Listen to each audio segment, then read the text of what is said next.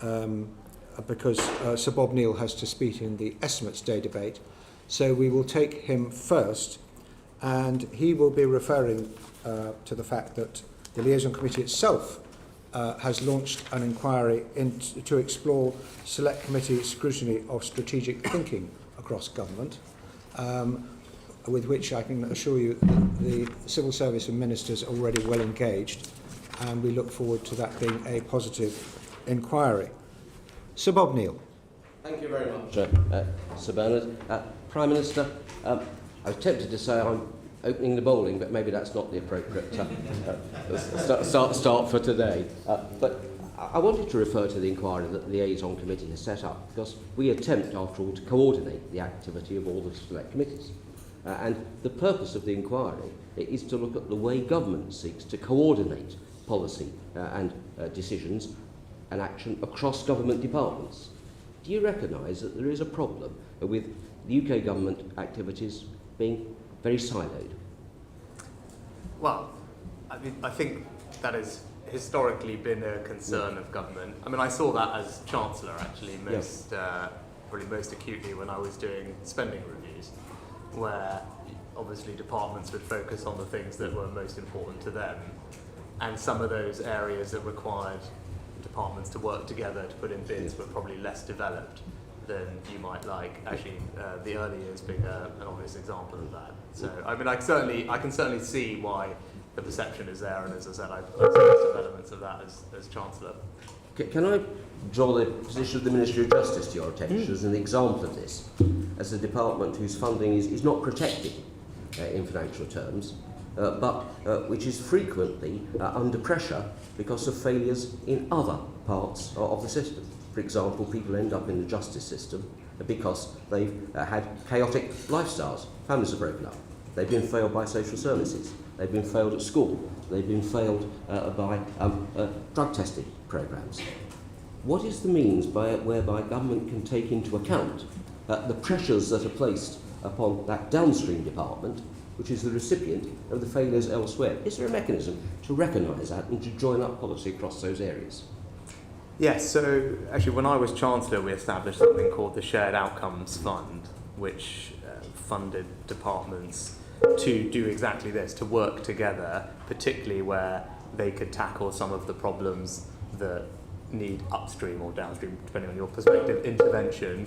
As early years as one I mentioned, where actually the Supporting Families programme, what used to be called the Troubled Families programme, is a good example of that, where work was done to evaluate the benefit of that programme on outcomes in education or the criminal justice system, so that government overall could understand the value of that programme. It shouldn't just be something that MHCLG or DLUC should be concerned with, because actually all these departments were benefiting one way or another from that programme. So that's the type of thinking that I try to introduce as Chancellor, and I think that programme is a good example where there was clear evidence that it was having an impact beneficially on criminal justice outcomes.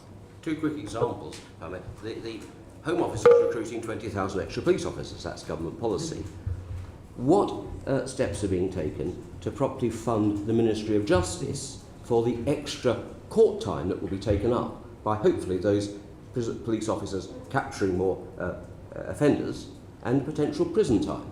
Because at the moment they are not covered to pick up the costs of those extra police officers doing their job. So, I mean, actually my recollection, because I was Chancellor at the time that the funding for that was put in place, was that the downstream impact of the 20,000 police officers were calculated and funded as part of the original settlement for all those departments to deliver on the 20,000 police officers commitment. I was Chancellor at the time, and I distinctly remember those conversations and that modelling happening with particular focus on the downstream cost, because you're absolutely right, we can't just focus on the cost of the police officers. Obviously that has a knock-on impact elsewhere. But my recollection is that was funded as part of the settlement at the time for the 20,000 police officers uplift programme. To try and join up matters, at least within the criminal justice world, there was something called the Criminal Justice Board that was established back in 2015. It hasn't actually met since 2021, but it still appears in existence on the government website. We've got an excellent Lord Chancellor. Could you perhaps assist him to get that Criminal Justice Board up and operating again, because there's a real concern of a lack of join-up across this sector. So I'm very happy to make sure that the join-up is happening, and actually I for example, on tackling illegal migration, that's something where I regularly convene different departments, particularly Home Office and Ministry of Justice, because it requires, and indeed actually DLUC and others, because it requires a cross-government coordination to deliver on the priorities. And I'll happily look at making sure that we are coordinated and joined up. I'm not sure what the exact right structure is sitting here, but I very much am sympathetic to the thrust of the question. Just a potential cost savings if we can get it right. And again, which is to the benefit of the individuals and indeed the taxpayer, where we can realise those. And the final point I was going to raise, Sir Bernard, very quickly, is this. You've recognised in the past, Prime Minister, the importance of the reputation of the English legal system for the United Kingdom's standing in the world. In October, England and Wales will have its first woman Chief Justice. Will you make a point of making an early opportunity to meet with Dame Sue Carr when she takes up her appointment, so that you can learn from her firsthand the real pressures that there are on the courts? Because delays of 2 years or so for a small business to have a money claim that can make all the difference to its survival, heard in the county courts, for example, are really not acceptable or fair. Would you agree? Yeah, so I've actually met already with the previous Lord Chief Justice, I think a couple of different times since I've been Prime Minister, and I fully expect that I will continue those meetings and engagement with the new Lord Chief Justice. And we are focused very hard on reducing the court backlog. Obviously, more funding has gone into it, as the committee will be aware, but also we've removed the limit on sitting days in the Crown Court. We've continued to use the, I believe, 16 Nightingale courtrooms, and actually we raised the statutory retirement age for judicial office holders, all of which are initiatives that help expand judicial capacity to help us get through the backlogs. But it remains a commitment and a focus of ours, but I look forward to discussing that with the new Lord Chief Justice in due course. Thank you very much. Thank you, Sir Bob. We're now moving on to the all-important subject of the Russian aggression in Ukraine and other associated security issues, with Alicia Cairns, Chair of the Foreign Affairs Committee. Thank you, Chair. Prime Minister, I fear that we are on the cusp of the Gaza crisis of 2023. Yesterday we took up presidency of the UN Security Council. How do you hope that over this month we will use that to shed a light on what is taking place, but also what outcomes will we achieve during our presidency? So what were you referring specifically to, Alicia? So the Gaza crisis, so essentially Israel-Palestine, but also as President of the UN Security Council the next month, what have you tasked Foreign Office civil servants to achieve? Well, I think there's a couple of different things. Now, obviously, with regard to the current situation in Israel and around, of course, we support Israel's right to self-defense and have condemned the recent terrorist attacks. We would say that the protection of civilians must be prioritised in any military operation, and would urge the IDF to demonstrate restraint in its operation and for all parties to avoid further escalation in both the West Bank and Gaza, both now and in the days ahead, and also call on Israel to adhere to principles of necessity and proportionality when defending their legitimate security interests. More broadly, with regard to the UN Security Council and our actions there, I would imagine that we will continue to focus on highlighting what's happening in Ukraine, Russia's illegal invasion. I think one thing that we have helped, I think, play a leading role in is ensuring broad support at the UN condemning Russian action. Over 140 different countries have signed the resolutions that we have helped to support in the UN, and that will continue, I would imagine, to be a focus in the coming weeks and months.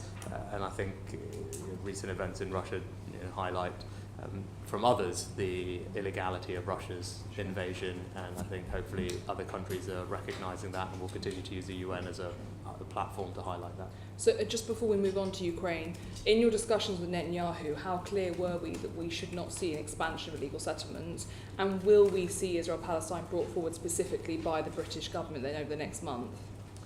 So settlements are illegal under international law, and we've said that they present an obstacle to peace and threaten the physical viability of a two-state solution.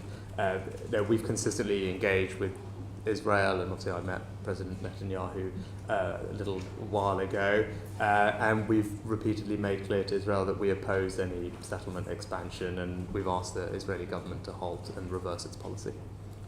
And moving then to Ukraine, there are reports that ahead of the Vilnius summit, I guess a coalition of the willing will bring forward some sort of security support package, a security agreement for Ukraine. Can you set out for me what your vision would be for such a security agreement for Ukraine? Well, not wanting to preempt the conversations that are obviously happening in private, what I have said is that I think it would be beneficial for Ukraine and for the conflict for there to be a multilateral declaration of support for Ukraine into the long term. There are various different shapes and forms that can take. Those conversations are happening. The purpose of that declaration, assuming it can be something that gathers broad support, is to demonstrate that support for Ukraine will be in place for the long term. I think that will send a strong signal to Putin that his efforts are in vain, and ultimately he should recognise that we, the coalition of the willing who are defending principles of territorial integrity in the UN Charter, are not going to go away and will continue to give Ukraine the support it needs and the means to defend itself against current and future aggression. But so those conversations are ongoing. And what's your level of confidence that Vilnius we will see a path to NATO membership for Ukraine set out and agreed? Again, those conversations are ongoing. As you all know, NATO is a consensus organisation, and so we're having those conversations with our partners. You know, what's very clear, I've said previously in the past that Ukraine's rightful place is in NATO, but the alliance works by consensus, so we will have to work together with our allies. But there are things that we are already doing that will help Ukraine on that journey, notably increasing the interoperability of capabilities, the training of Ukrainian troops to NATO standards, and the provision of NATO standard equipment. All are examples of that type of support that will help Ukraine not just now, but on that longer term journey as well. Thank you. Moving us to the Balkans, there has been an international failure of deterrence when it comes to the Western Balkans. I think that's best exemplified by the EU and US response and recent punishments of Kosovo in the face of Serb antagonism and Dodik's secessionist rhetorics in Bosnia and Herzegovina. As Prime Minister, will you now commit that we will rejoin EUFOR, which I'd add that both Turkey and Chile are members of? And will you also consider lobbying for an expansion of KFOR's mandate in Kosovo so that they can deal with the illegal arms being brought across from Serbia into Kosovo, which are arming illegal Belgrade-funded and armed militias in Kosovo? Well, first thing to say is we in the government fully support Bosnia and Herzegovina's territorial integrity and sovereignty, and will continue to take measures against those who threaten that. I'm particularly concerned about the situation in the north of Kosovo, which you'll be familiar with, and very much condemn the unprovoked attacks by protesters on KFOR personnel. The Foreign Secretary has already told the Prime Ministers of both Kosovo and Serbia that leaders in Belgrade and Pristina do have a responsibility to reduce tension and prevent further violence. Our view is we must find a way back to the EU-facilitated dialogue. With regard to EUFOR, we do see EUFOR as vital for peace and security in Bosnia and Herzegovina. And our non-participation in it doesn't reflect the importance of the operation to the peace and stability of the region, and we're going to continue to explore opportunities to widen cooperation with the mission. Thank you. I would urge the government to look very close at that. And then very finally, very briefly, just taking back to Israel-Palestine, just a yes or no answer. Would you now put in place a special envoy for the Middle East peace process to make sure we have the adequate attention on what's going on there? I think, look, it's something that I know the FCDO are talking to the Honourable Lady about, and happy to continue talking to her about. We continue to say that's something that we'll be open to at a time that we think it will be beneficial to the peace process. So it's not that we're against it in principle, it's just figuring out when it can I'm be going to take that as deployed. a yes, but subject to announcement, hopefully. Thank you very much. Thank you, Chair. Prime Minister, I'm not using my time in this session for the benefit of others, but two supplementaries very briefly. We're confronting Russian aggression in Ukraine very vociferously and very clearly.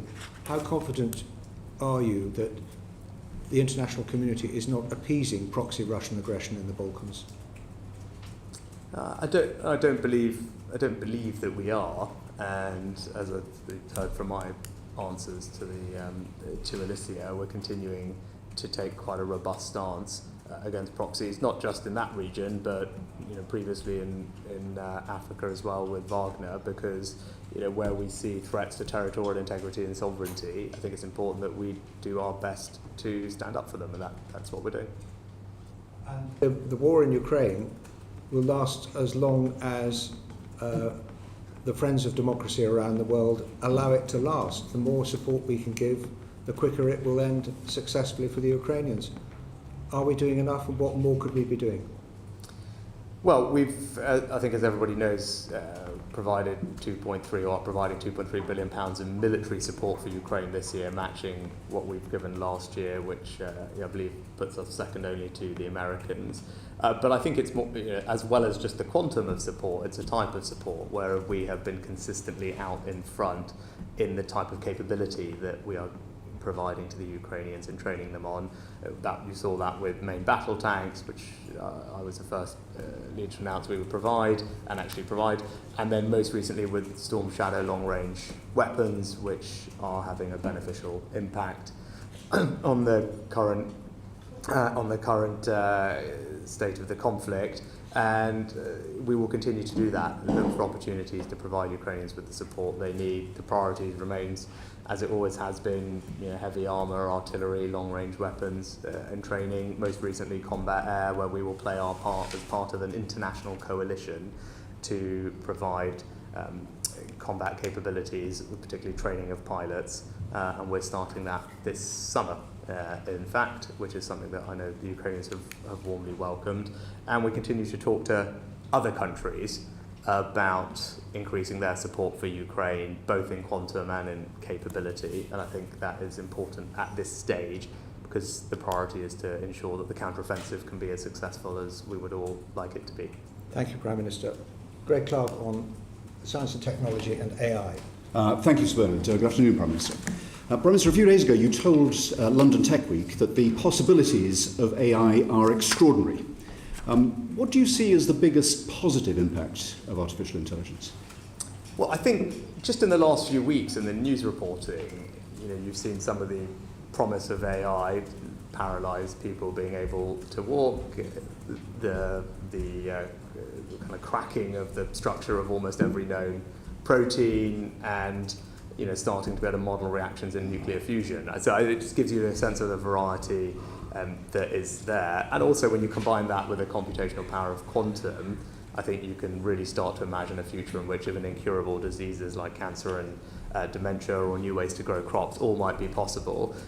For me, I'd kind of put it in a couple of different categories. I think straightforwardly on the economy side, an interesting report from PwC recently that estimated a kind of 10% GDP benefit over the coming decade.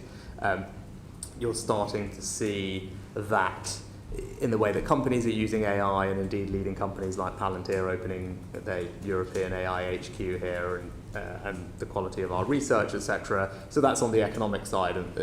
I've spoken in the past about AI holding out the promise of being a general purpose technology, and the economic research is very clear that leads to a kind of J-curve effect in productivity that we are on the cusp of hopefully realising.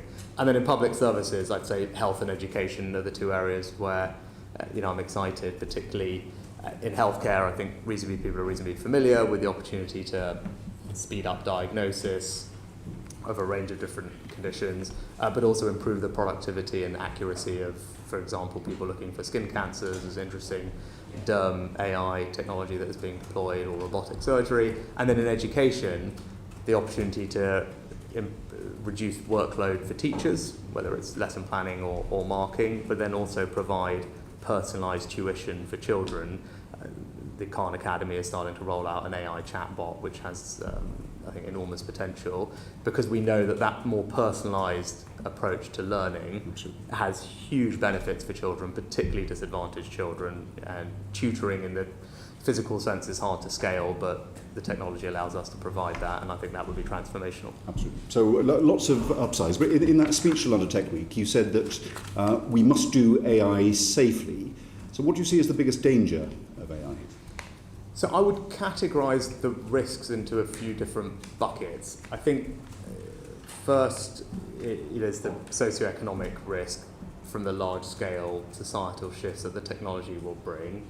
That's often what technology does. That doesn't mean you should stand in the way of it, but it just needs to make sure that we're cognizant of it and provide people with the skills they need to flourish in a world that is being changed by technology. I think the second is the risk of misuse, and that is whether it's open source models or otherwise, the ability that they can be used as tools to generate misinformation or identify and exploit cyber vulnerabilities or create harmful content or deep fakes or child sexual abuse. That's the kind of second category.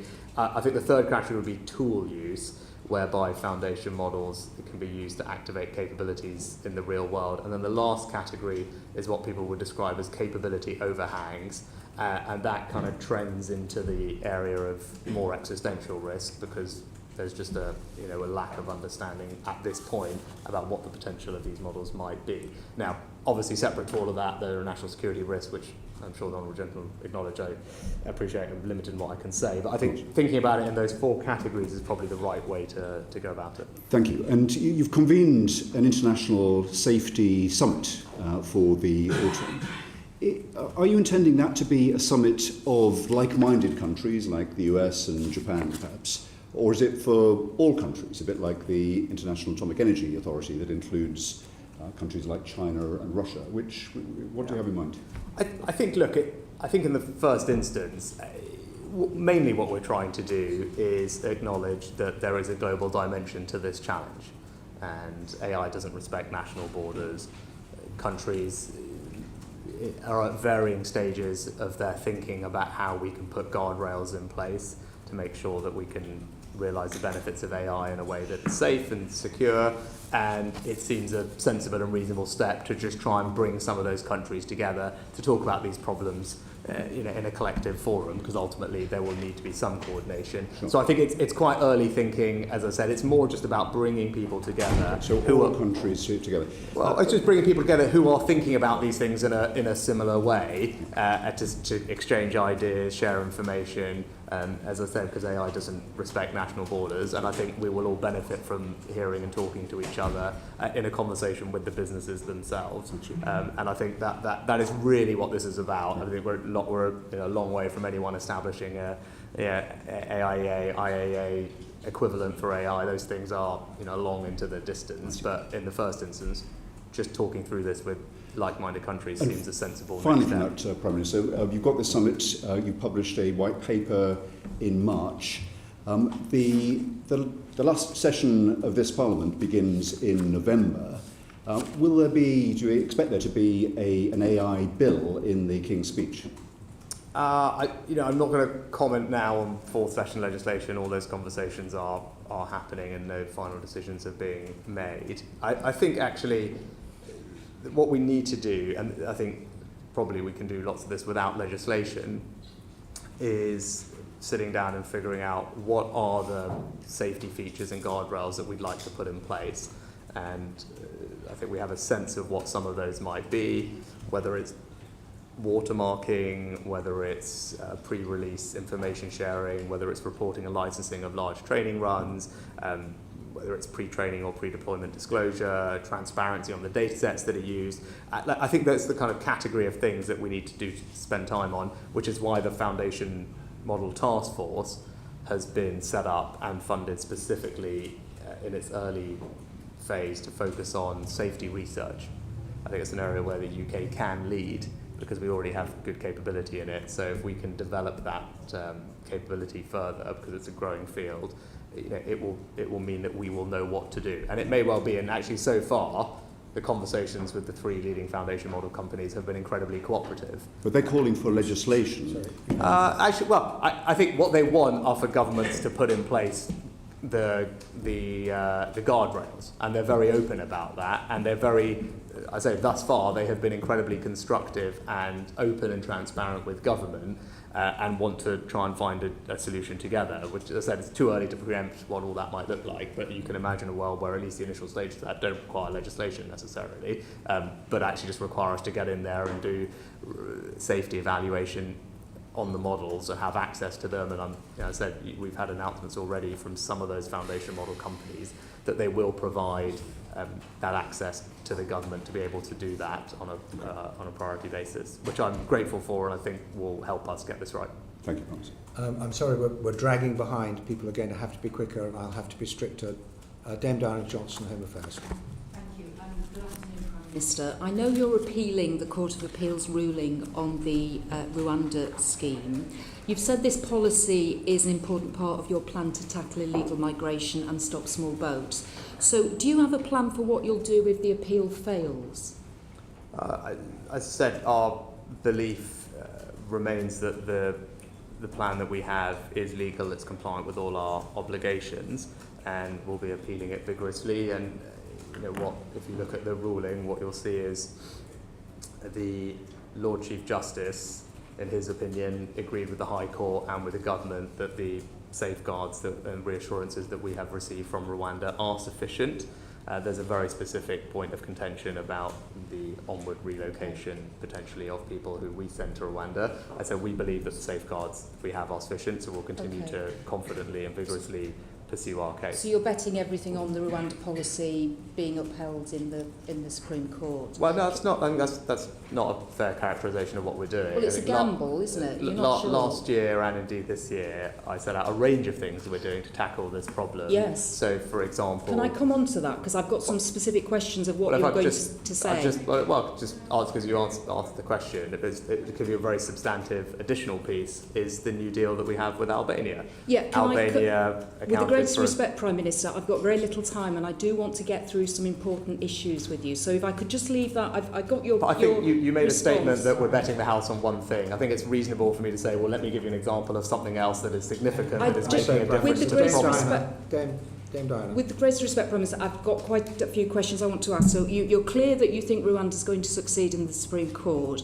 Just on the small boats issue, I think it's 6 months today since you made your 5 promises to the British people, including stopping the small boats. Now, win or lose in the Court of Appeal, in the Supreme Court, right now, your plans around Rwanda are on hold. So does that mean your attempt to stop the small boats, that's on hold at the moment? No, and a good example of why it's not on hold is our deal with Albania. Albania accounted for 1/3 of illegal migrants that crossed last year.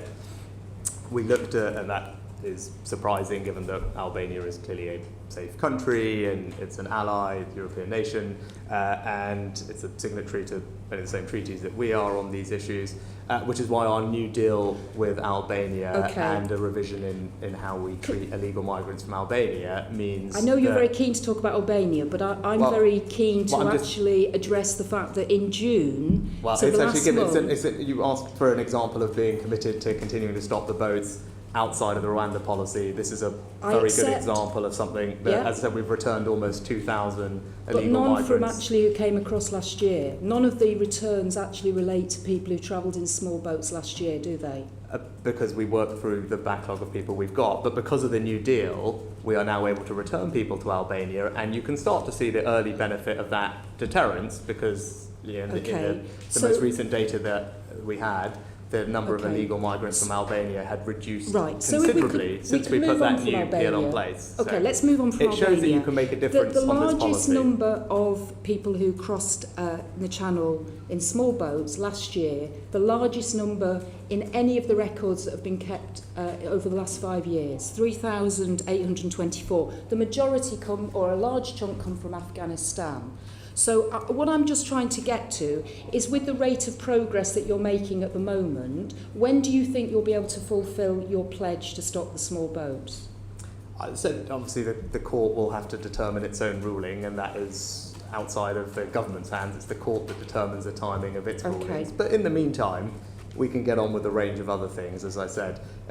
We talk about the deal in Albania. The other thing, one of the other things we're doing. You've talked about the deal in Albania quite a lot. Actually, we'll move on to one of the other things we're doing is tackling illegal working, to show people that if they do come here illegally, they won't be able to disappear into the black economy. So one of the things we've done is increase the number of illegal working raids by about 50%. Can I just ask you some questions that relate? And again, all of that will contribute, I believe, to a deterrent effect. Okay.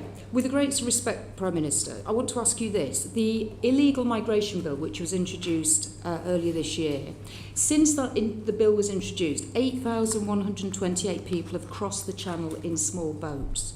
So if we assume your Rwanda policy is upheld in the Supreme Court, Rwanda has said they can take a capacity of 500 people. So that leaves 7,628 who've come across since the bill was introduced. What do you intend will happen to those people? As I said, I'm not going to talk about a private commercial contract that we have, but our Okay. Rwanda scheme, as we have said multiple times, is uncapped. Okay. So I think That's that is not what the important. Rwandans say, well, is it? Well, the Rwanda scheme is uncapped, Okay. and which is why I believe it can act as a very helpful Okay. deterrent when the scheme is up and running. Can I move on to your other promise, which is around dealing with the backlog? And when you came last time, you said you were going to double the workforce, triple productivity, and re-engineer the system to deal with the backlog, the legacy backlog. Yet the National Audit Office has found the Home Office is not yet making enough decisions to actually achieve your target of clearing that part of the backlog by December 23. So I just wondered what's going wrong, because you were very chipper last time about how you were going to deliver this. Yes, so I think when I made the announcement, the legacy initial asylum backlog was around 92,000. When I gave the update earlier this year, that had reduced by almost a fifth, by about 17,000 down to around 74,000. So that is the progress that has already been made in reducing the legacy initial asylum backlog. And I said that those numbers were when I last gave the update, but they were down by around a fifth. So you'll deliver by December? Your time's up. Sorry. Moving on to the cost of living crisis, Harriet Baldwin for the Treasury Committee. Thank you very much, Sir Bernard. Now, Prime Minister, we're halfway through the year and you want to halve inflation this year. And how is that going? What probability would you assign to you achieving that by the end of the year? Well, I'll leave that to the forecasters, but we remain committed to bringing inflation down. And halfway is a step on it going back down to the inflation target, which is obviously even lower than that. And now it's clearly inflation proving more persistent than people anticipated, but that doesn't mean that the plans and the policy options that have been deployed are the wrong ones. Indeed, they're the right ones, whether that's monetary policy, responsible fiscal policy, or supply side reform. You know, that's the right toolkit that you need to deploy bringing inflation down. We just need to continue to stick to the course, and that's not easy. That involves difficult decisions, but those are the right long-term decisions for the country, because if we don't do that, inflation will just get worse and last for longer, and that doesn't help anybody. You've mentioned forecasts, and the Bank of England, the Chair of Court, has actually written to the Treasury Committee to say that they're going to do a root and branch review of their inflation forecasting models because they have been wrong. So what percentage would you put on achieving your goal of halving inflation? I don't have one for you. I'm working 100% to deliver it, and we will keep doing that. That's all I can do, is just keep throwing everything at it. And as I said, the broad mix of policy levers we have are the monetary policy, which is independent of government, fiscal policy, which is in our control, and supply side reform. Those are the two levers that we have that we will make sure that we use fully. And I think everyone can see that this is incredibly important, and it's important that we tackle it, because that's ultimately what is making people poorer. It's eating into the money in their pockets, and that's why defeating inflation is such a central premise and plank of our economic strategy. Do you accept that there's a higher probability as of today that you will miss that target than there was at the beginning of the year? I think there's a range of forecasts, but I don't spend my time on that. I can't control. What I can control is what we're doing, and what I can tell you is we remain committed to bringing inflation down and using all the tools at our disposal to keep working to bring inflation down. Right? That's what I should focus on, and that's what the government is going to continue to do. And given that the Bank of England have accepted they need to look again at their inflation models, do you have confidence in the approach that they're taking to bring inflation down?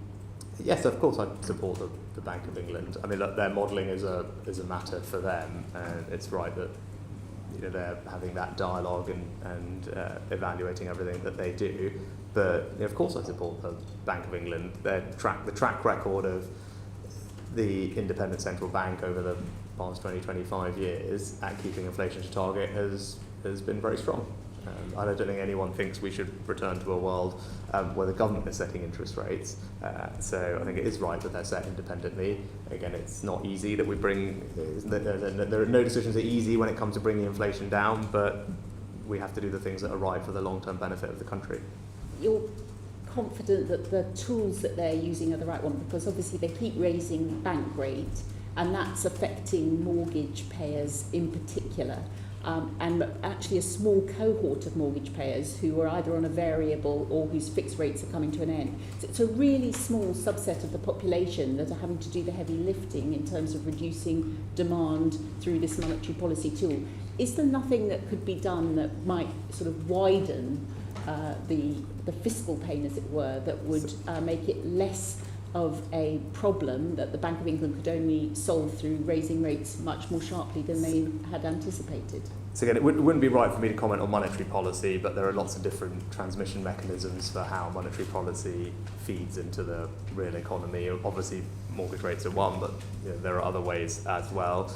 You're right about the transmission mechanism being perhaps slower when it comes to mortgages than it has been in the past because of the preponderance of people to have at least short-term fixed-rate mortgages now, but that's something that the bank take into account in their modelling. But as I say, the mortgage aspect of it is just one of the many transmission mechanisms of the monetary policy. What else can we do? Well, that's where I talked earlier about fiscal policy and supply-side reform. So fiscal policy is making sure that our borrowing is responsible, our approach to public sector pay is responsible. If we get those things wrong, that makes the inflation situation worse. And with supply-side reform, it's about making sure that we are increasing the supply of areas of the economy where we are short. That's fundamentally leading to some of the inflationary pressures. So whether that's in energy, labour markets, or elsewhere, I think we should target our policy there.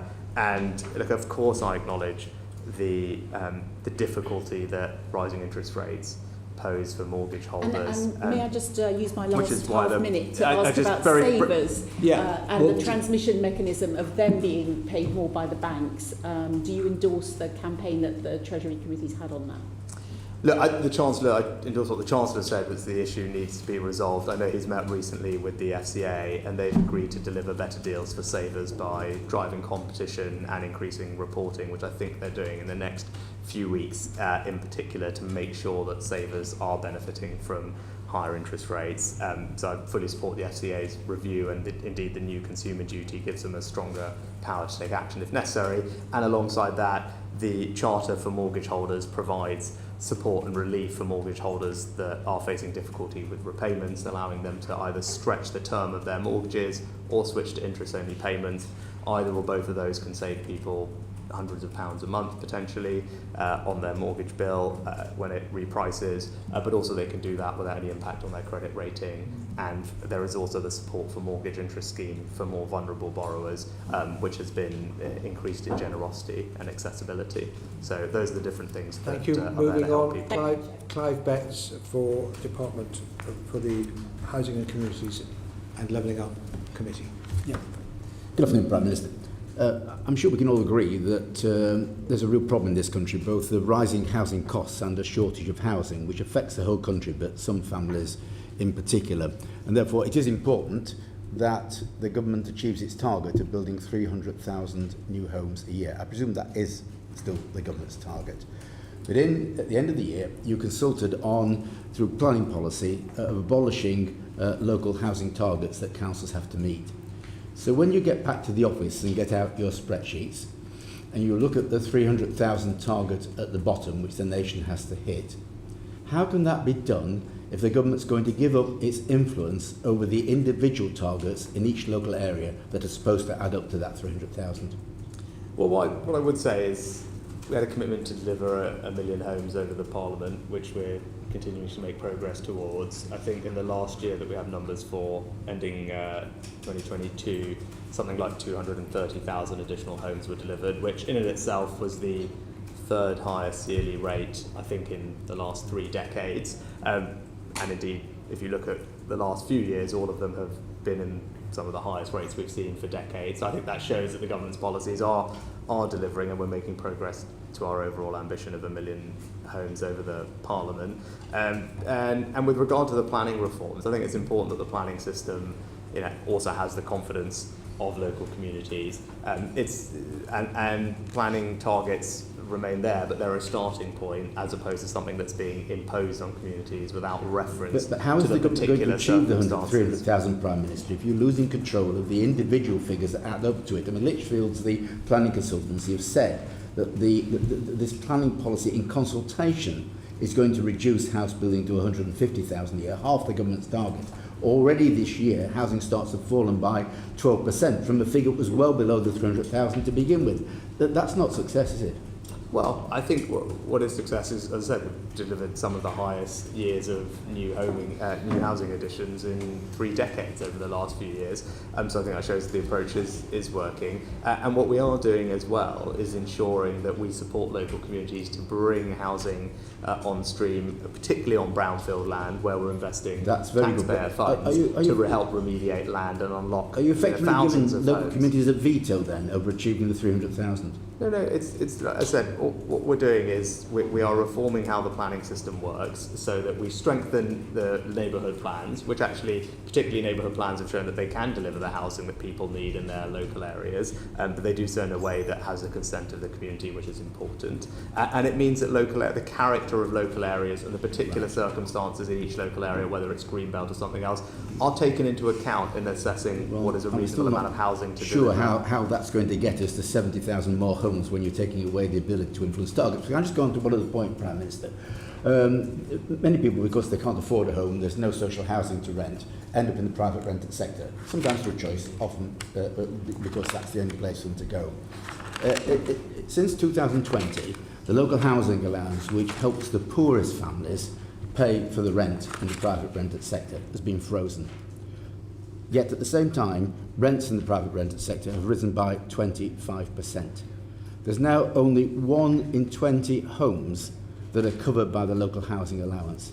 How is it fair for government policy to impact so severely on the poorest families who no longer can pay for the rent of most homes in the private rented sector with the allowances that are available to them?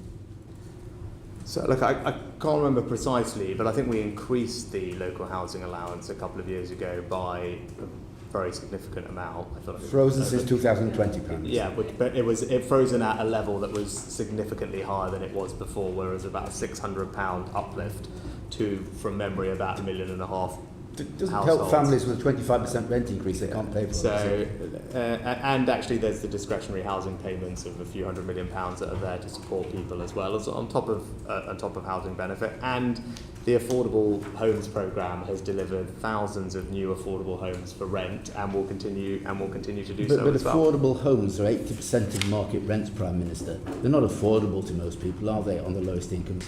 I look at it, it's a question of how you're targeting that support, but as I said, the Affordable Homes Programme, I think it's over £11 billion over its period. It's significantly higher than the one that it replaced. It's supporting thousands of new affordable homes for rent, together with housing benefit, discretionary housing payments. All that support is there. But even public service workers, nurses, policemen and others can't afford affordable rents in London, can they? 80% of market rents are just not within the remit of many public service workers struggling on their current levels of pay. Yes, which is why on the other side we've taken huge steps to help people with their energy bills, which is saving them around £1,500 over the past few months, raising the national living wage by record levels to put more money in their pockets, raising the threshold at which people start paying national insurance.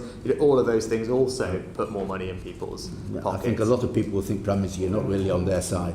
Order. Well, I think if you actually look at you can look at the case studies of families in different circumstances, and what you'll see is, because of the support we've put in place, it is actually disproportionately benefiting the most vulnerable families. Now, that's happening in lots of different ways, whether it's support with energy bills, the cost of living payments that are worth £900 that are going to several million of the most vulnerable households in our society this year, whether it's the national living wage increase or the tax changes. All of those add up to quite meaningful support for families, deliberately targeted on the most vulnerable families. Moving on, Catherine McKinnell for the Petitions Committee. Thank you. But it's not working, is it, Prime Minister? Do you take responsibility for the fact the UK has the highest inflation in the G7 and the lowest growth projections? So I think we've had this debate in the past, and if you look at growth projections, actually we were the fastest growing country in the G7. I asked a very specific question. No, I asked a very specific question, which is, do you take responsibility for it? Of course, I take responsibility for the government. But I think just to correct what you're saying, I think it's important. As actually the head of the IMF. Sorry. Do you dispute those facts? We have the highest inflation rate in the G7 and the lowest. Well, no, I'm just asking if he disputes the facts, because there's no point in giving a 2-minute answer. I'm putting them in context because it's important. As the head of the IMF themselves says, because those are the numbers that you are quoting, the head of the IMF themselves said at a press conference here in the UK, which I'm sure the Honourable Lady was listening to, she's quoting the figures, that it is actually not right to focus on one specific year when it comes to growth forecasts. And actually, if you look at any period, either the 2 years before, where we were the fastest growing country in the G7, all the projections for the years thereafter, we are not the lowest growing. I'll move to reality then. Well, she asked about inflation, which I think is important. Worth bearing in mind. Sorry, if you look Prime Minister, I've got quite a few questions I need to ask you, and I think it's important to focus on the reality of the people contacting us in Parliament about the realities they face. 1 in 7 are cutting back or going without food because of a lack of money currently. That's 1 in 4 in my region of the North East. What level of food insecurity does the government assess is acceptable in this country? Of course, you don't want anybody to live in food insecurity. But that's the reality. So what's the government doing about it? Minister to answer. So why don't we? Let me explain the various things that we are doing to help people with the cost of living. So the first and most significant intervention is to support people with their energy bills, because that is the number one cost increase that they're facing. That support is worth £1,500. It's about half of a typical family's energy bill, and it is benefiting all families up and down the country.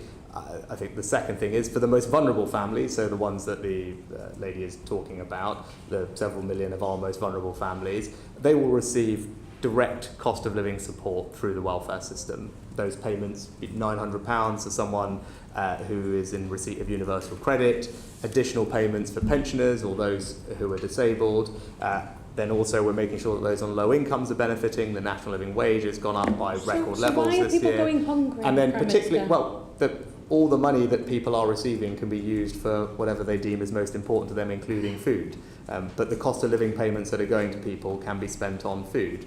So I think that does help people. And then very specifically on food, what have we done is extend the holiday activity and food programme that's funded hundreds of millions of pounds a year. That provides not just food but also activities to disadvantaged children outside of term time. We have Healthy Start vouchers for expectant, pregnant or new mums that also helps, and of course the Free Schools Meal programme is there. So I think if you put all of that together, whilst I accept of course things are challenging, there are a range of different measures in place to help people with the cost of living, deliberately and specifically targeted on the most vulnerable in our society.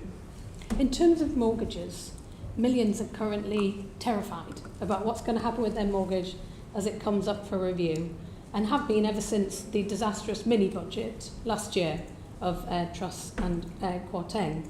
Do you know the number of people that are due to remortgage by the end of 2024? I don't have those numbers to hand, but what I can do, and what would probably be helpful, is to explain to all the people that you're talking about who you said are anxious about that, what support is in place to help them. So a typical mortgage outstanding in the country is about £140,000, about 17 or so years left. If that mortgage was to reprice now, it would go up from around £770, £800 up to about £1,000. That's a significant increase, of course it is. So what can someone do in that situation? Well, if they extend the term of their mortgage, which they can now do thanks to our mortgage charter, by say 10 years, that will reduce the monthly payments basically back down to where they are currently. They could switch to an interest-only period for a while. That will again reduce the payment by hundreds of pounds. So those are just a couple of things that they can do. So for those who are most vulnerable, then as I said, the support for mortgage interest scheme is there through the welfare system that provides support for people much more quickly than it used to. So those are the practical examples of how someone in the circumstances that you're describing can access support that will actually ease some of the burdens for them, not make them disappear for sure, but considerably ease them. What about the 15% who are not taking part in the government scheme? There's about 1 million mortgage borrowers affected. What is the government doing about that? Is it really enough to say to the banks, be nice? No, I said the vast majority of the mortgage market is covered, and the Chancellor is continuing to have those conversations with the 15% that are not, but the vast majority are covered, and that's why, as I've outlined, for someone on a typical mortgage, that support can potentially, or those easements can potentially help offset hundreds of pounds on their monthly mortgage costs when they come to reprice, as well as the support that's there through the welfare system. And again, they can do that without any impact on their credit rating, and because of the consumer duty that the Chancellor has introduced with the FCA, anyone facing fear of repossession will have a full 12 months before that can happen, and the banks have a duty to act fairly and responsibly. So as I said, of course I know it's a worrying time, but there are very specific practical steps that are in place to help people. Thank you. And moving on to William Bragg on constitutional matters for the Public Administration and Constitutional Affairs Committee. Thank you, Sir Bernard, and good afternoon, Prime Minister. Prime Minister, I hear alarming reports of a blob wandering down Whitehall, thwarting the ambitions of ministers. Do you recognise that characterisation? No. And so where do you think it comes from? It doesn't come from me. That my general experience has been in the jobs I've had, whether it's starting out at MHCLG, where I spent much time with Clive, but also in particular at the Treasury over the last few years, and now in Number 10, that I've always been supported by incredibly hardworking and diligent civil servants who responded to what I needed and worked all hours, day and night, to deliver what I wanted. So some current and former ministers, however short-lived they might have been, the one night of the realm is described as Blomanomics. Do you think this talk is really an excuse for weak ministers and perhaps unworkable policies? I think ultimately the elected government of the day is responsible for the policies that it is putting forward, and I would expect, and indeed have found in my experience, the civil service to be responsive to implementing them. Of course, that requires strong leadership and direction from ministers in grip over what's happening, and of course things may sometimes feel harder to work through than you would like them to, but as I said, in my personal experience, I haven't found that to be an issue. And so with your experience, which I accept entirely, do you sometimes take those struggling ministers to one side and perhaps put a friendly arm around their shoulder and perhaps try to inculcate that sense of work ethic in them?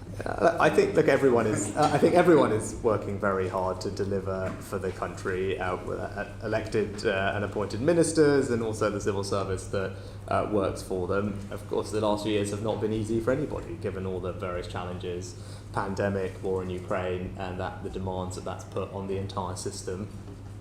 But I think everyone remains committed to delivering, and I would expect them all to work very hard to do so. So reports of relations between the government and civil service being at an all-time low are somewhat exaggerated?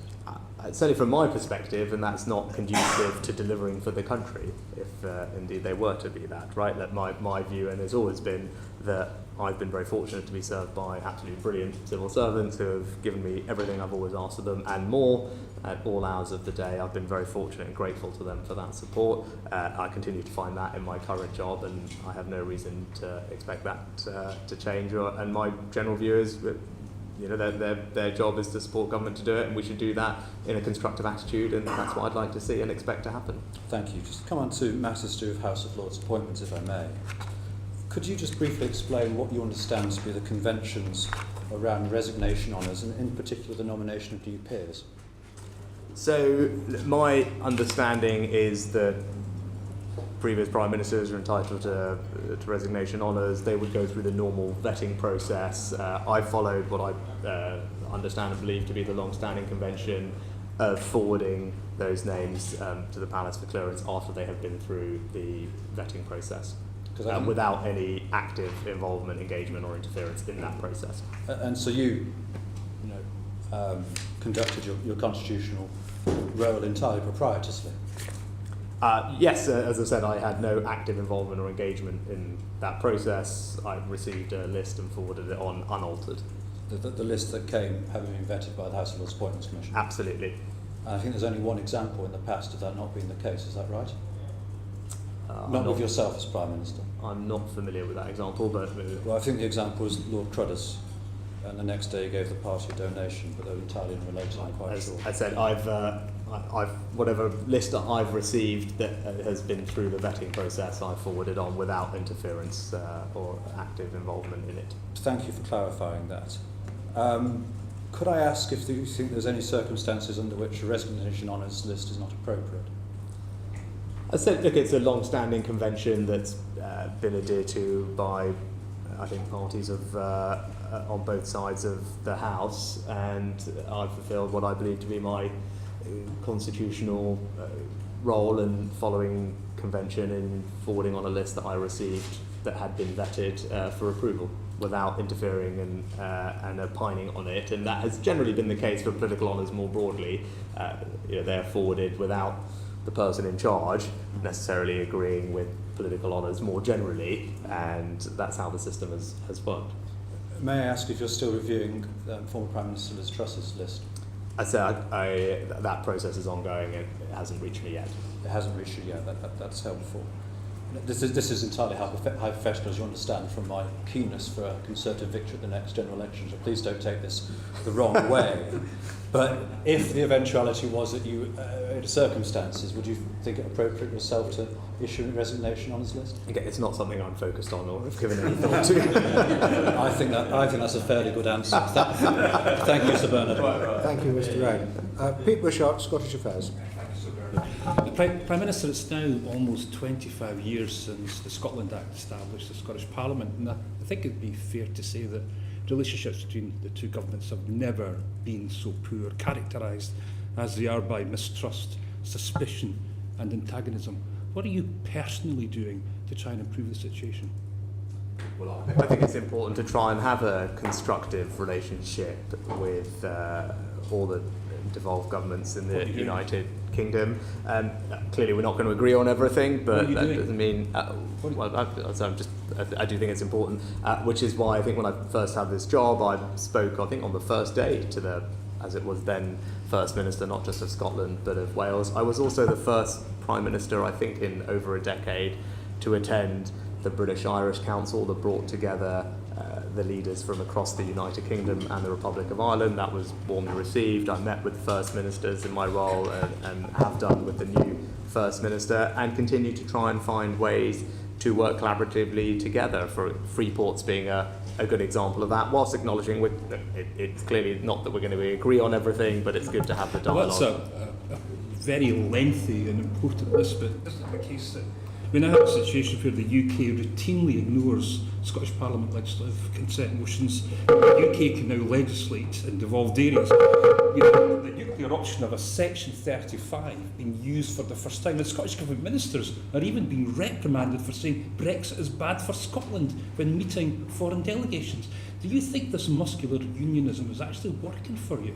No, as I said, I think there are examples of the Scottish Government and UK Government working together, particularly to deliver things like free ports. But you mentioned the Section 35. I think we've had that debate in the past. It was clear that there were concerns about the operation of that law on UK-wide competencies and areas of competence, and it was reasonable in that sense for the Scottish Secretary of State, after taking significant legal advice, to issue the Section 35. And you say, I know that, yes, the first time it's been used, but it was always envisaged. It was always envisaged that it might be used, including, I think, by the SNP at the time. So I don't think people can debate the principle of being used, because it's something that was supported at the time. And again, obviously, it's subject to a legal proceeding now, so there's a limit to how much we can say. The Scottish Government, but with respect, the Welsh Labour Government recently criticised the UK Government's unilateral and destructive approach to devolution, and is actually seeking to have the UK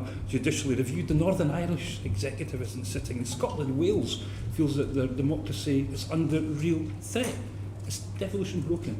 Well, again, on Wales, I spoke to the First Minister. I think the first day I got this job, I spent time, I met with him, again, delivering free ports, which are a good example of Wales and the UK government working together. And with regard to Northern Ireland, because you brought it up, I think anyone can say that I haven't been heavily, actively involved in trying to restore the executive in Northern Ireland. I think I visited Northern Ireland almost 5 or 6 times in my first few months in this job. I think I should demonstrate my commitment to Northern Ireland, the people of Northern Ireland, and the Windsor Framework represents, I think, a very significant intervention that removed one of the big barriers to the executive being restored in Northern Ireland. Given that the UK government's given itself the provisions of the Single Market Act against strong opposition from Scotland and Wales, isn't it the main problem that the UK government represents English interests while at the same time being the arbiter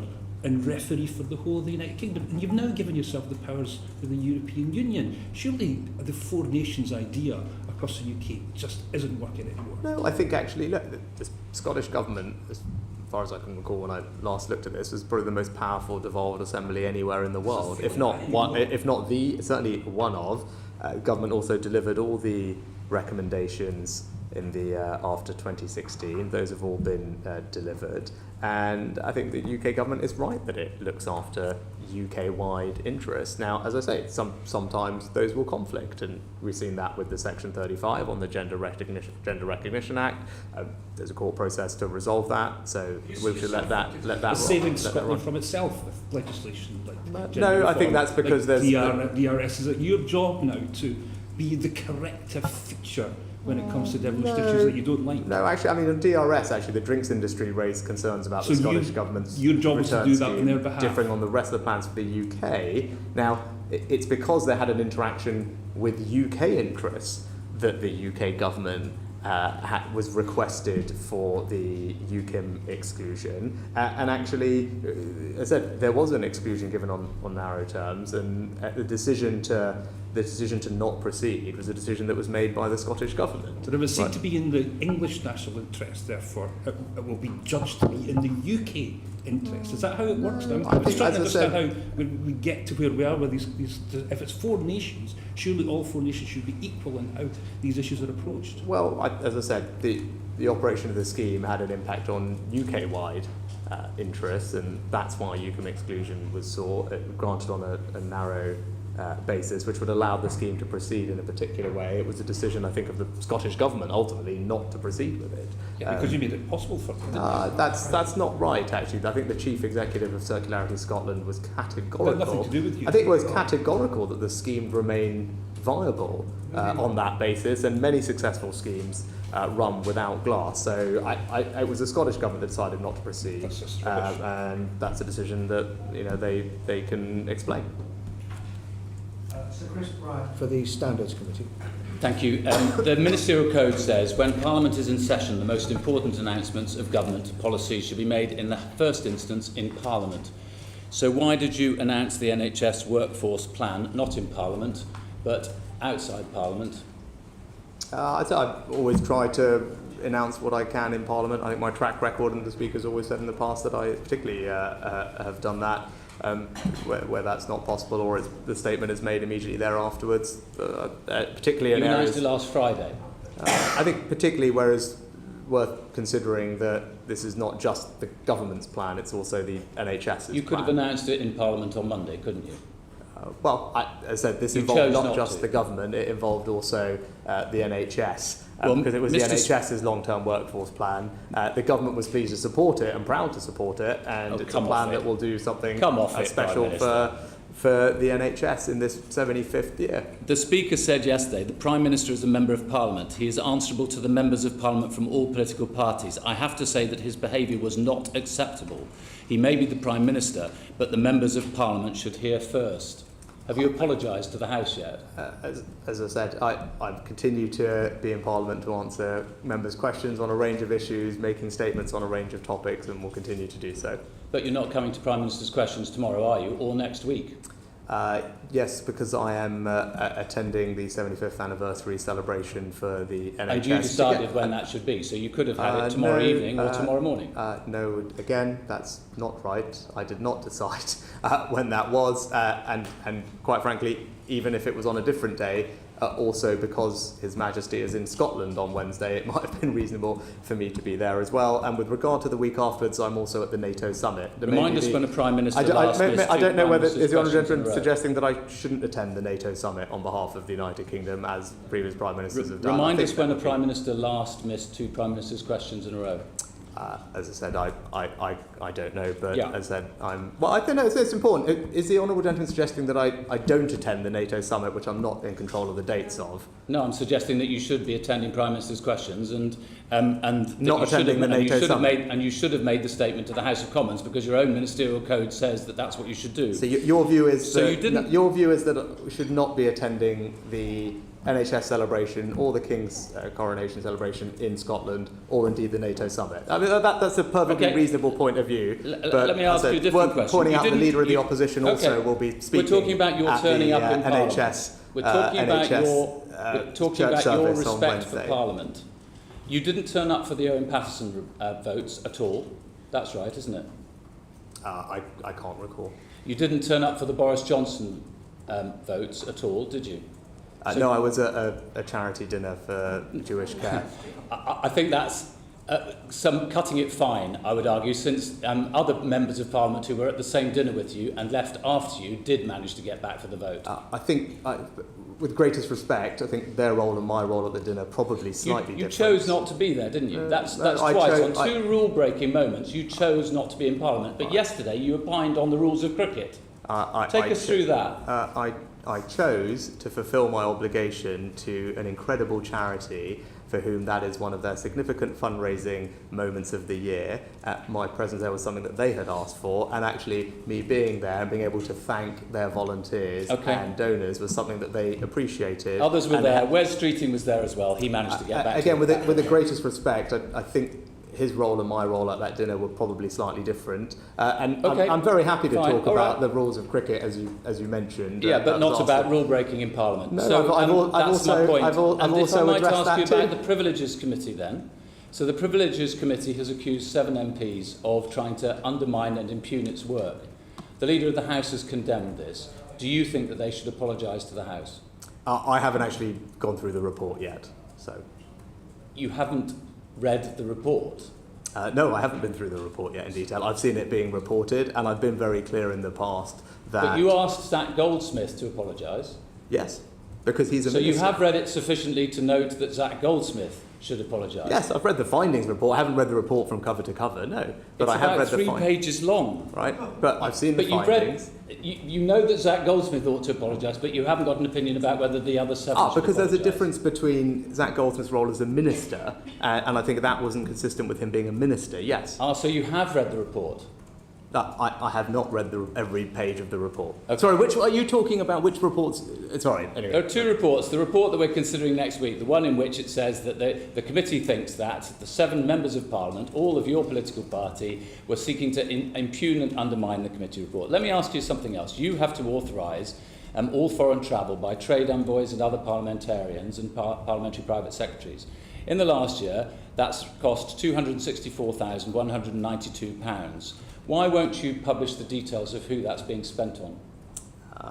It's not something I'm familiar with the details of past practice on that, but I'll happily look into it. Okay, different question. Do you think UK businesses should still be trading in Russia at all? I think UK businesses should be following all the sanctions legislation that we've put in place.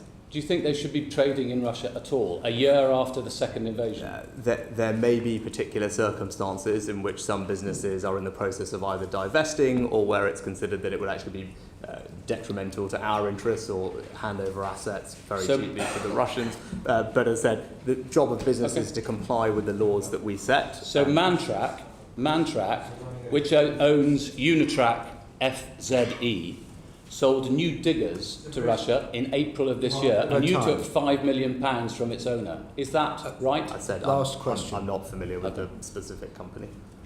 Philip Dunn, Environmental Audit Committee. Last time we met at this committee, Prime Minister, you were very keen to pay tribute to the leadership role of the UK on climate and nature issues, and you particularly singled out Lord Goldsmith for his role in delivering the biodiversity deal in Montreal. Are you still as proud of UK leadership on climate and nature in view of Lord Goldsmith's remarks in his resignation letter last week? Yes, as I said, I'm grateful to him for the work that he did, which helped contribute to that role. But as I said, we should be very proud of our leadership role on tackling climate change, but also putting nature at the heart of how we do so. So the ambition for net zero remains, but delivery over the past year and under your Prime Ministership has slowed, and the evidence for that is the Committee on Climate Change's report last week, in which Lord Deben said in his finale, in his forward to that annual report, that our confidence in achieving the UK's 2030 target of the 5th and 6th carbon budgets has markedly declined from last year through lack of apparent delivery by officials, taking a signal that this has not been your priority as Prime Minister. I'd say, look, I disagree with what Zach Goldsmith said. I think our record is And that was second Lord to none. Deben. Yes, no, but just go more broadly, our record on this. And I mean, the facts are that we've decarbonised faster than any other G7 country. Right? Those are the facts. The facts are that when we were presidents of COP, we ensured a very successful COP that had a clear trajectory to 1.5, made sure that we increased the number of countries that had binding targets on net zero.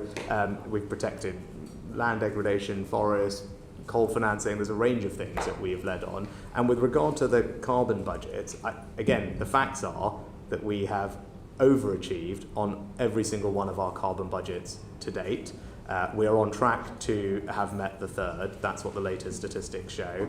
And I think the Committee for Climate Change said that their confidence in the UK meeting the fourth carbon budget has actually slightly increased in the last year. Look, with regard to 2033, then 2037, which is when some of these future carbon budgets are, of course, we've already set out that some of those policies will evolve over time. It's hard to predict right now with certainty the exact shape of the UK economy in 2037, but we've done a better job of this than anybody else. We have the most ambitious targets compared to anybody else, so I feel nothing but proud and confident in our record.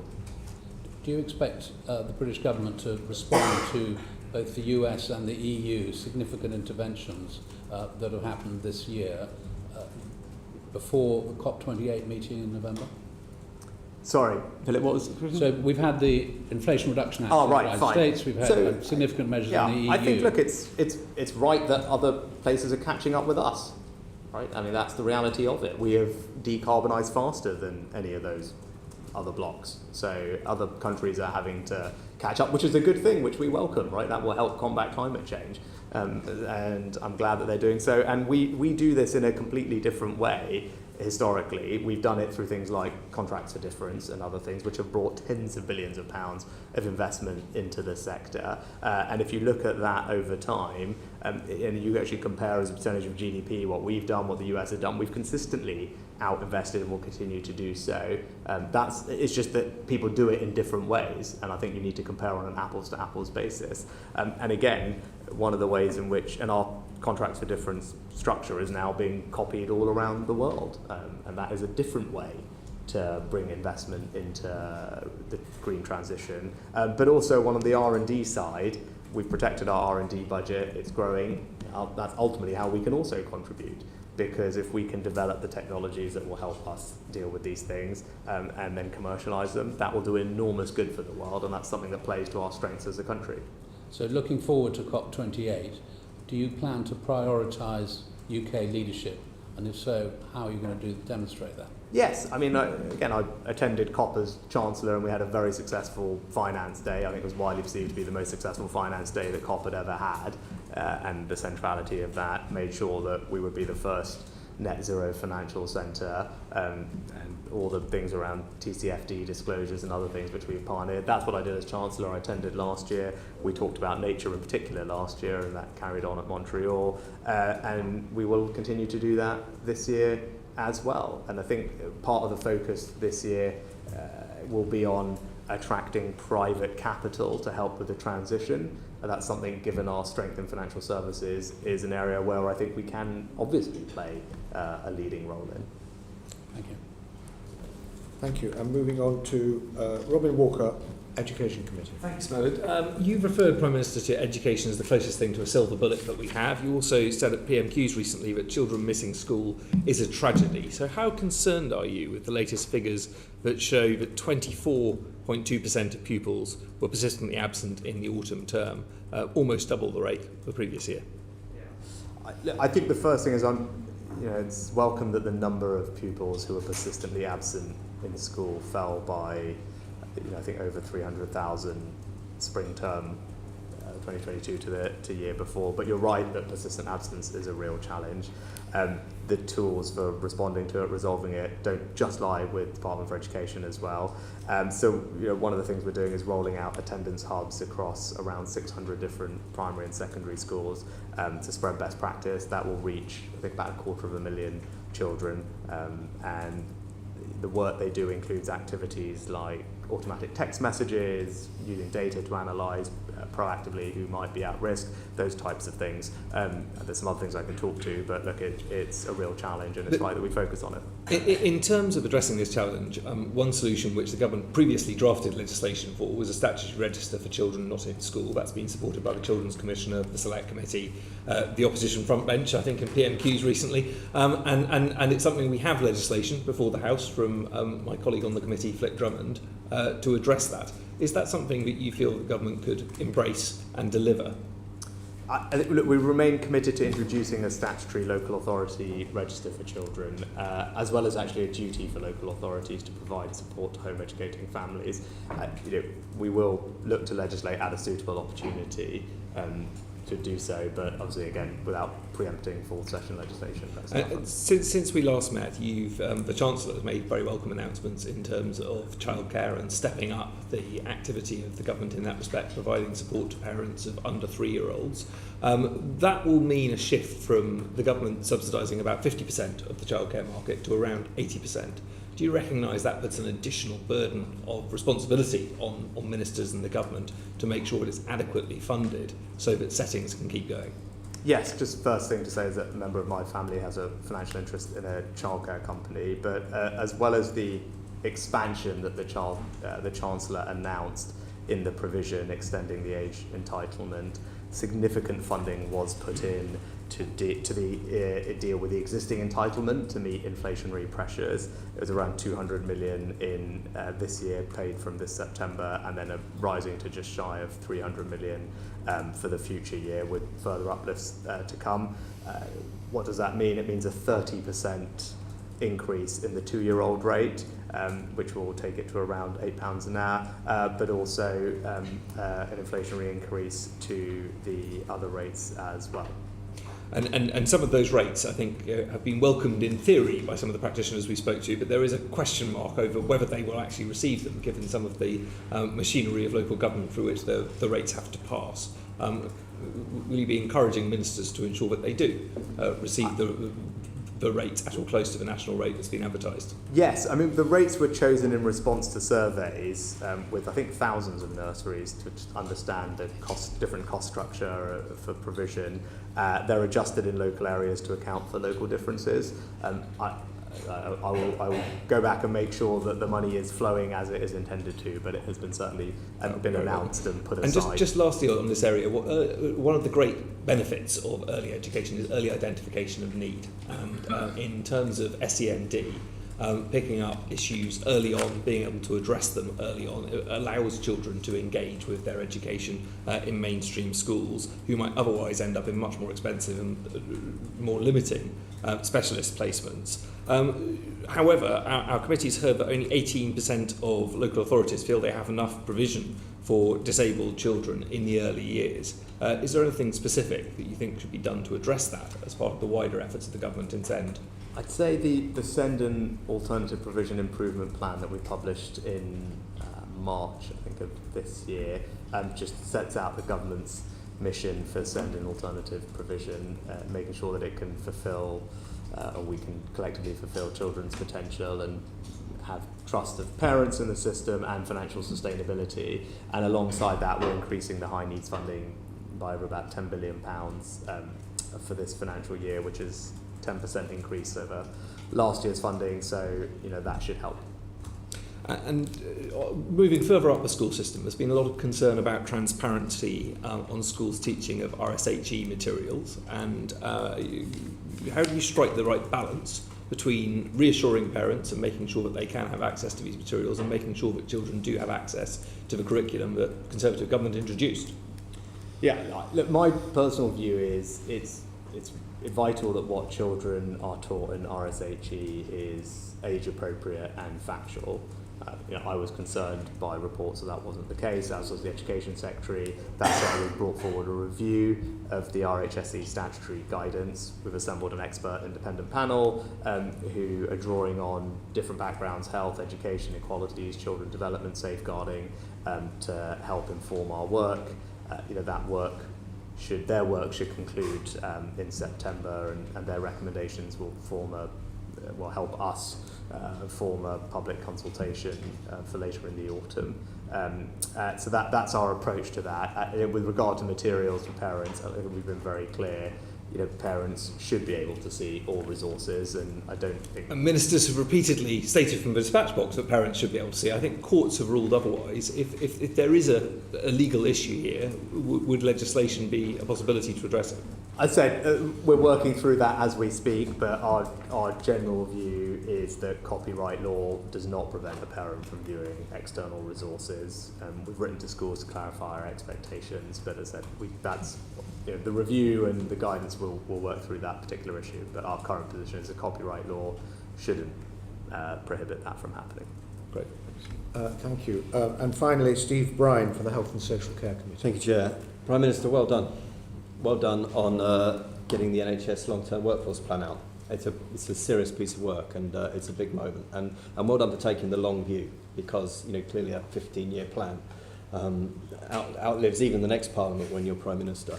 Can I ask you about medical school training places? It says in the plan that the first new medical school places will be available from September 25. Now, presumably that's about the public expenditure cycle. But we've heard from colleagues in medical schools who are in a position now to make offers for September 24 to domestic students who want to be doctors in England. If there were funded places available now. The UCAS deadline for September next year is the 15th of October this year. Is there a reason why we're kicking in September 25? Well, it's not just the medical training places. My understanding of it is we need to make sure that the pipeline can also deal with the other training that people will need, not just in the medical schools, and the system needs to be able to deliver that at the same time. But also, as one of the things we talked about is we're looking at the medical school training itself and looking at whether there are ways to improve the efficiency and streamline that process. And we want to make sure we do that work, because if there's a way to fund medical school training places that are done in a more efficient or effective way, we'd like to do that. So that work needs to happen as well. And I think that will take some time, because that will obviously involve the medical regulators to look at potential different ways of training students and making sure that they're okay with it if we can do the training in a slightly shorter period of time whilst obviously maintaining the quality. That would be beneficial, and then we want to put incremental funding into that ideally, so we need time for that process to play out. There's a lot of announcements in the plan. I mean, I think you could have filled your number 10 grid for many, many weeks hence with the number of things that are in here. One of which was talking about, with respect to training dentists, a tie-in period to encourage dentists to spend a minimum proportion of their time delivering NHS care in the years following graduation. Could you tell us how long that could potentially be in your mind, and was that discussed in political circles for doctors more widely? Yeah, I think I addressed this at the press conference. I think people have raised concerns both on the medical side and the dentistry side. The work was done on the medical side, and I think I said that I haven't got the numbers to hand, but I think around 95-ish% of people who had done medical training after a certain period of time were still in NHS practice. So the issue was, I think, far less widespread than most people assumed it to be, which was why it didn't seem like right now it was necessary. The issue on dentistry was more pervasive, where I think, I said I don't have it to hand, but around, I think, only 2/3 of those who had trained at some point later were doing providing NHS services.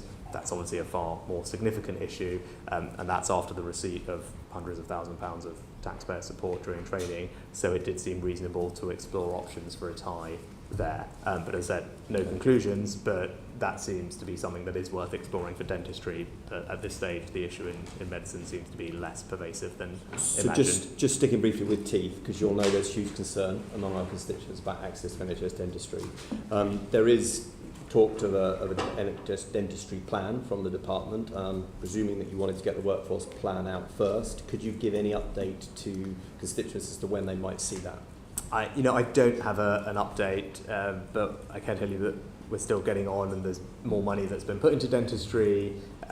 There's been some reform and changes to the existing dentistry contract, and high-performing practices are able to provide, I think, about 10% more activity, which should also help. And the number of dentists higher now than it was before, or in the last set of numbers that I've seen.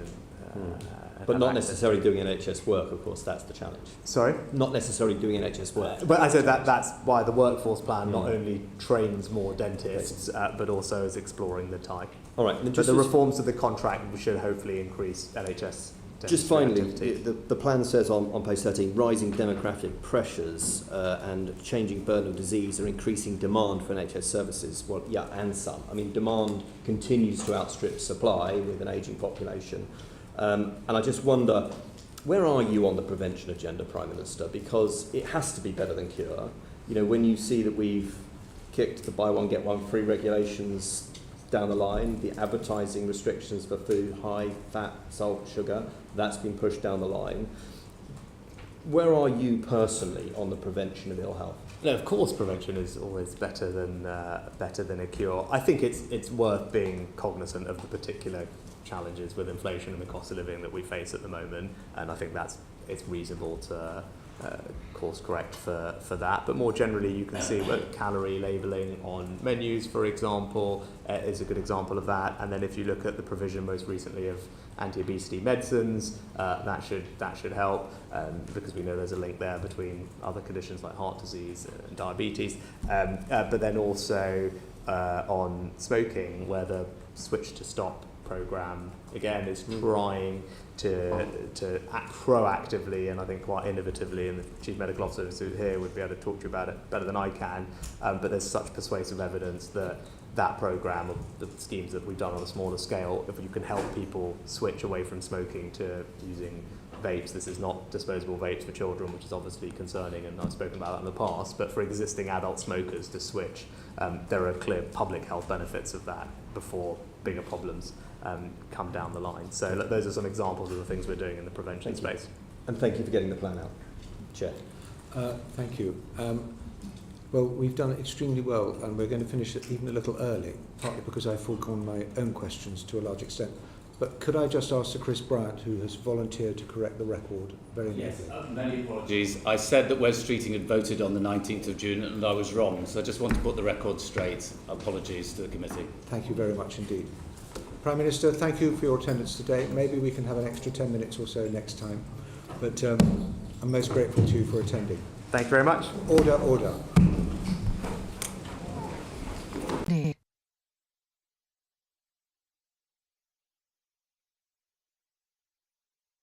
The proceeding has ended.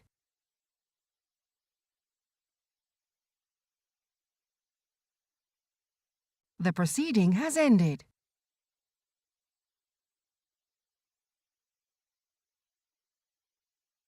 The proceeding has ended.